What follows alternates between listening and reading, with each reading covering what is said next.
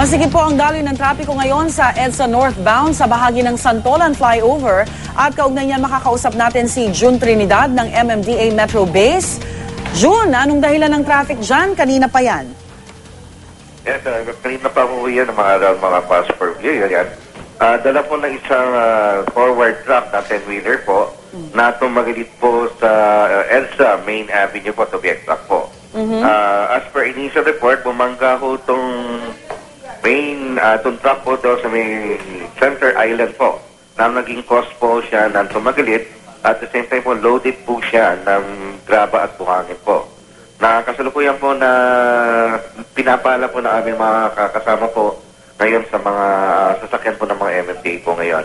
Alright, so June, hindi pa naaalis yung truck, ano? So, ganun pa rin? Siksikan pa rin? Traffic pa rin? Yes, ma'am. Actually, na-occupy po niya ang 3 lanes na ng northbound lane. So, nagagamit na rin po ang bus lane and another 1 lane dito po sa may northbound lane. Kaya nagkakos po yung traffic. As per reported po kanina mga 5:55, ang tail end na po. Nandito na po sa may EDSA Corinthian na po. Oo nga, medyo nabiktima din ako niyan. Mapapabilis ba yung pagtanggal dyan sa truck, June?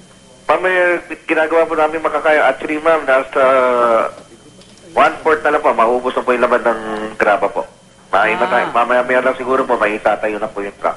Alright. Would you know, June, kung merong sugatan o Ay, wala injured naman tayo? po. Yung truck naman po lang po na at this time po, nasira po yung axle niya and yung steering wheel niya o yung sa may bandang transmission po, hindi na po functional po.